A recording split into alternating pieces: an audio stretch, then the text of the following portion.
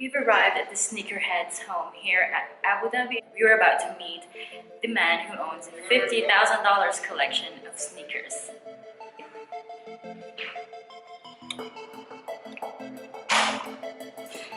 Hi George, how are you? Thank you, welcome to my mini dungeon. This is a part of my sneaker collection.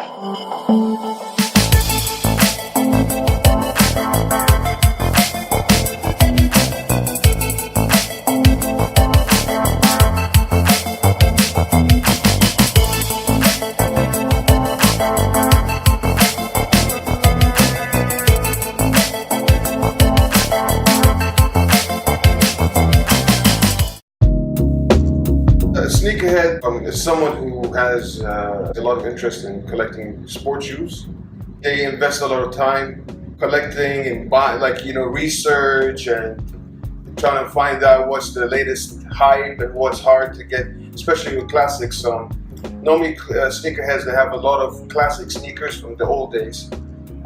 They keep them clean. They buy and sell and trade. So it's basically like it's a part of your life. It's a culture that you live in. I wear all my sneakers, and after I wear them, I always bring them back and polish them. So it's always like a phase two. So you go out, you wear them, you come back home, clean them.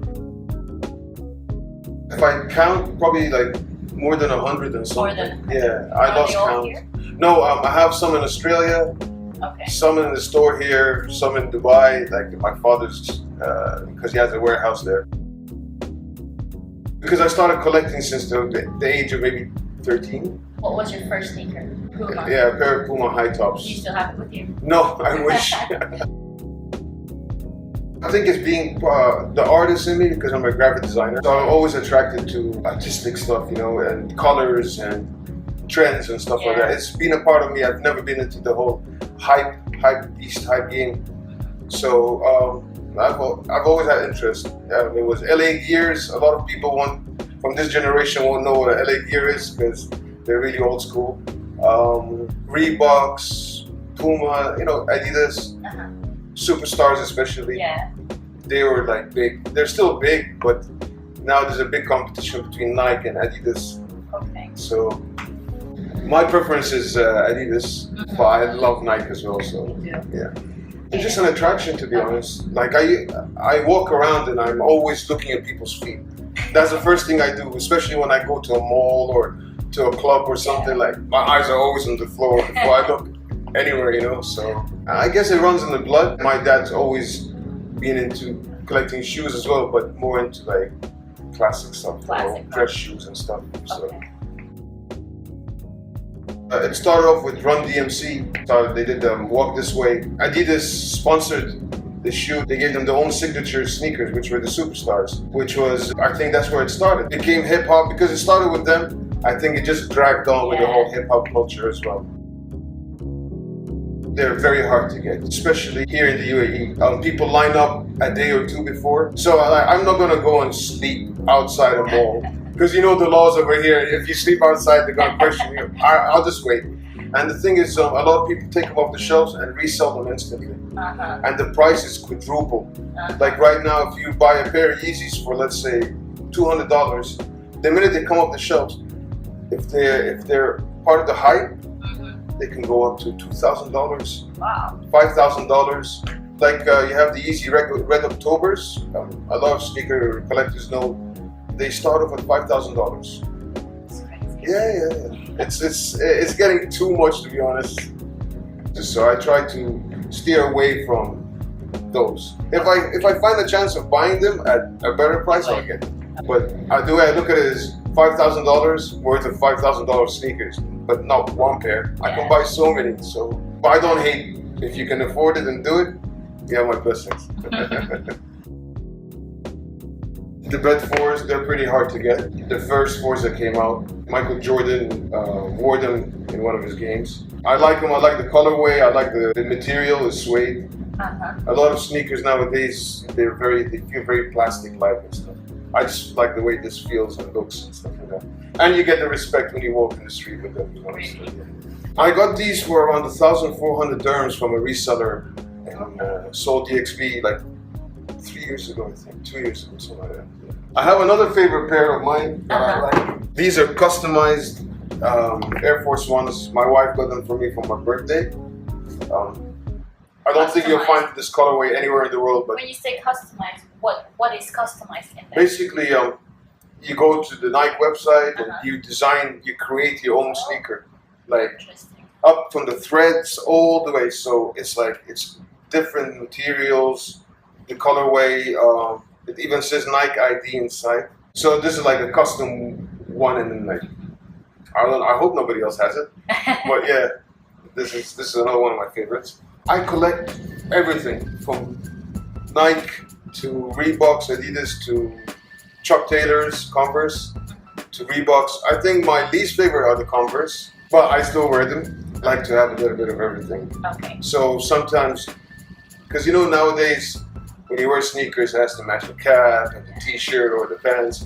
So if I can't find something, I'll go to the Chucks. Currently, I just keep them in their boxes in a nice cold room. I just make sure that they're in front of an event. Sometimes the boxes start cracking, so what I do is the ones that are cracking, I just put them on the top, so the strong ones stay in the bottom. They start taking over the furniture in the house, you know. Probably over 50,000 dirhams, maybe a little more. That's if I go back to everything that I have. But over here, these come up to maybe around 30,000, maybe a little more as well. I'm a graphic designer. I work for Abu Dhabi World. So anytime I freelance on the side and I make money, I make sure that freelance money goes on sneakers. So when you're buying shoes, you do a snip? Oh, no. Because I found out weird. There's some people who lick the soles as well. Yeah. What is up with that? I don't know. It's just a hype, you know, when somebody famous does something, a lot of people take after it. You know, each their own. There's a lot of fake stuff going around, and it's flooding the market to an extent where you can't tell anymore who's selling real sneakers and who's not. What you could do is you go to websites, let's say for example Flight Club in New York. They're a little overpriced, but they only deal in originals. They've been around since day one. They're one of the first stores actually to start the hype. You have other websites like Kixify.com, you have 81 Sneaker House. They're pretty legit. You just have to communicate with them by email. Because once I bought a pair of sneakers from a reseller, and I never received the sneakers, and the guy deactivated his account, took my money. Yeah. So it was all fake. It was fake news. So you need to invest time in buying sneakers, or you can just go to the official sites like Nike and Adidas. But most of the time, you'll never get what you want because they're gone. Many of the fake Jordans, they have like, you see the Jordan jump sign, the jump man? Sometimes he's a little fatter or he's a little shorter. The placement of the Nike in the air as well. And then you have the threadings. Sometimes like, you see the shoe is like held together. A lot of fake shoes, they bubble up. They like bubbly from here and the bubbly from the front. I collect sneakers so that maybe one day I can sell them. You know, I look at them as a small investment. Okay. So I Is always. it the main purpose, or it just came across you now that you got older? It just came with it. Okay. So collecting sneakers was the thing I wanted to do. But then people started asking me to sell them my sneakers, and a couple of guys actually bought my sneakers that I've worn maybe like 20 times for more than the price I paid when I bought them. So I was like, okay, if this works out, then I'll start collecting. Down the line in the future, if I ever need an extra buck or two, then they're up for sale. And they're in good condition, so. So what do you do when it rains? I just don't wear them. There are sprays, protecting sprays for water and oil and sand and liquid, but I wouldn't wear them in the rain, to be honest. I'll just wear something like Chucks. The most expensive I've ever bought, they're the 11s. Jordans are Nike. These are like the Supremes. There are another like 6 different Jordan 11s. but I'm waiting to travel to go get them. Where These did are you the get them ones- from? These I got from Dubai. Dubai. Okay. Where in Dubai? Sold DXB. It's a sneaker convention they have once a year. So all the sneaker collectors get together and buy, sell, trade and stuff like that. I would like to see more sneaker collectors in the city. Dubai has all the sneaker collectors. Abu Dhabi has to represent You want to sooner shout or out later. some names out there? I can shout out two of my friends, Sultan. He's a UAE national. He's a sneaker collector. Fahad as well. Them two guys, they're crazy about sneakers, and there's no stopping them. They're on a roll. But I'd still like to see more sneaker collectors out there. More shops, independent sneaker stores. Doesn't have to be Foot Lockers or Nike or Adidas, you know. That's my partner in crime. That's my wife, Kubra. She's as crazy as me when it comes to collecting sneakers. And we actually compete with each other as well. Hi. He's the one who got me to collecting sneakers. Yeah, I was about to ask, how did you get into this? I'm actually a recent sneaker collector. I started back in 2013. I was never into sneakers, but seeing his, like, he's so impressive in collecting sneakers and he's so passionate about it. So I was like, let me give it a go. So I ordered my first pair of Jordan 9s, the Barons, and I fell in love with them. And I've not stopped collecting after that. Okay, so you got hooked to it. Yeah, since then I've been collecting quite religiously. It's the easiest gifts we buy for each other. So if it's her birthday, she'll get like, you know, a nice piece of jewelry and a sneaker. And a sneaker. So sneakers always are there. Yeah, if you don't have an option, you always have sneakers as an option. I'm getting close. Is it a competition now? Yeah, you could say that. I'm trying hard to get close. Who's got the more expensive ones? He does. I think you do. I don't know. Actually, again, sneakers, the price depends on the size as well. So I get a better deal. I got her a couple of pairs from overseas, and they were just as expensive as mine because they're rare. So the size actually helps in a way for the price. So if I got the same pair for me in that size, it would be like double. Yes. That's why she has more of rare collection than mine. Yeah, so I can get away with it. You're luckier. Yeah. Like he was saying, every time I walk into the mall, I'm looking at everybody's feet. You got It's like subconsciously I'm checking out everybody's feet and what sneakers, and I get so excited sometimes. I'm like, George, look at that person wearing my favorite sneakers. Or, you know, we have people come up to us and asking, where did you get this from and where did you get that from? So it's kind of nice when somebody appreciates what you're wearing because you put in a lot of thought and effort to dress up according to your sneakers. Now it's like, you know, I pick out clothes after I pick out my sneakers. Oh, so I match that's my first. clothes. Okay. Yeah, I match my clothes with the sneakers. She even has friends now that are wearing dresses with sneakers. Like they actually.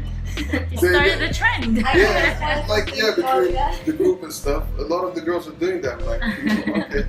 It's actually a fun way of collaborating your clothes with the sneakers. So I just pick out whatever I'm in the mood for, you know. I have like Nikes, Adidas, and Jordans and Converse. I have the same love for everything that that I own. Well, similar question to George. What is your most expensive sneaker? Which one is it? I think the Barons. Oh, the infrareds. I don't know, you got me as a gift. So Yeah, I got a pair of infrareds. Last year for your birthday. Yeah, he got me a pair of infrared Jordan 6 Okay. that I was after for the past few years, and I was so Few happy. years? Yeah, they're very wait. hard to collect.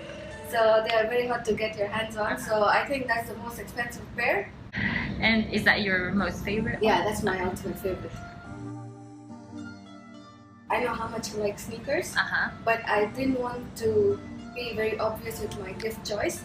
So I wanted to do something different. Okay. So I started playing around with colors, with the material, and something that he doesn't have, or something that's not very common, like black or red. It's pretty common, or white. So I wanted to go for something that's not very common with everybody, and it stands out. And military green is like olive green and military green are very like versatile colors, so you can wear them with almost everything. So I chose the base, and trust me, I worked on it for more than a month to convince myself that it looks fine. What was his reaction when he got it? He was actually very surprised that he was like, I was "What?" impressed, I think. Yeah. So it's a great thing that Nike ID does this, because you can choose every little detail of your sneaker. Like every little detail, even the lace, even the Thread, the stitch. yeah, the stitch, and what goes on the back of the shoe. Like Nike Air, you can actually put something that you want. Yeah, you can You create can your own put logo. your initials or so, you know, so anything you like. So it's more personalized. If you'd like to follow me on Instagram as well, my Instagram page is UAE Sneakerheads. And if you'd like to follow my brother's rap group, they're called The Recipe DXB. They're everywhere right now. They've been doing shows for a couple of years, so I think a lot of people heard about them, and they're making noise. And just keep an eye out for them. You know, make sure you follow them. So that is the interview with George, Sneakerhead in Abu Dhabi, and the wifey, of course. Thank you very much for having us.